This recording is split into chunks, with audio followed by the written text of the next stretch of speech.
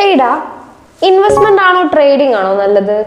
Investment എന്നുള്ളത് long time പെർസ്പെക്റ്റീവിൽ ചെയ്യുന്ന ഒന്നാണ്. ട്രേഡിംഗ് എന്നുള്ളത് ഷോർട്ട് ടൈം പെർസ്പെക്റ്റീവിൽ ചെയ്യുന്നതാണ്. സാന്ദ്ര ഒരു ട്രേഡർ ആണല്ലോ, അപ്പോൾ സാന്ദ്രയുടെ ഒരു ട്രേഡിങ്ങിലുള്ള മൈൻഡ് സെറ്റ് എന്താണ്? ട്രേഡേഴ്സിന്റെ മൈൻഡ് സെറ്റ് എന്ന് പറയുന്നത് പ്രോഫിറ്റ് മൈൻഡ് സെറ്റ് ആണ്. യെസ്, ഇൻവെസ്റ്ററിനെ സംബന്ധിച്ചിടത്തോളം ഗ്രോത്ത് മൈൻഡ് സെറ്റ് ആണ് കൂടുതലും. അപ്പൊ ഈ ഗ്രോത്ത് മൈൻഡ് സെറ്റ് എന്നൊക്കെ പറയുന്നത് ഫ്യൂച്ചർ ഓറിയന്റഡ് ആണല്ലോ. അപ്പൊ അതിന്റെ ഈ റിസ്ക് കാര്യങ്ങളൊക്കെ എങ്ങനെയാ? ഇൻവെസ്റ്റ്മെന്റ് ലോങ് ടൈം പെർസ്പെക്റ്റീവിൽ ചെയ്യുന്നത് കൊണ്ട് തന്നെ അവിടെ റിസ്ക് കുറവാണ്. മാർക്കറ്റിലുള്ള അപ്പ് ആൻഡ് ഡൗൺസ് കാര്യങ്ങളൊന്നും തന്നെ ബാധിക്കുന്നില്ല. പക്ഷെ ട്രേഡിങ്ങിൽ അങ്ങനെയല്ല, റിസ്ക് ഉണ്ട്. ആക്യുറേറ്റ് ടൈമിൽ ട്രേഡ് ഓപ്പൺ ചെയ്യണം, അതുപോലെ തന്നെ ക്ലോസും ചെയ്യണം. ഇൻവെസ്റ്റ്മെന്റിനെ സംബന്ധിച്ചിടത്തോളം സ്റ്റെബിലിറ്റിയാണ് മെയിനായിട്ട് നോക്കുന്നത്. ട്രേഡിങ്ങിലാണെങ്കിൽ അത് മാർക്കറ്റിലെ വോളറ്റാലിറ്റി ആണല്ലോ മെയിനായിട്ട് നോക്കുന്നത്. അത് ശരിയാണ്. നമ്മൾ ട്രേഡേഴ്സ് മാർക്കറ്റിലെ വോളറ്റാലിറ്റി ആണ് ട്രേഡിങ്ങിൽ യൂസ് ചെയ്യുന്നത്.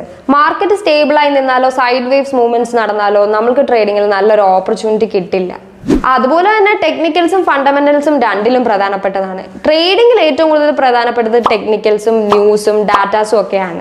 യെസ്, ഇൻവെസ്റ്റ്മെന്റിലേക്ക് വരുമ്പം ഫണ്ടമെന്റൽസ് ആണ് കൂടുതലായിട്ട് നോക്കുന്നത്. അതായത് നമുക്ക് ഇങ്ങനെ പറയാം, ബൈ ആൻഡ് ഹോൾഡ് ചെയ്യുന്നത് കൊണ്ട് തന്നെ ക്യാപിറ്റൽ വളരാൻ നല്ലത് ഇൻവെസ്റ്റ്മെന്റ് ആണ്.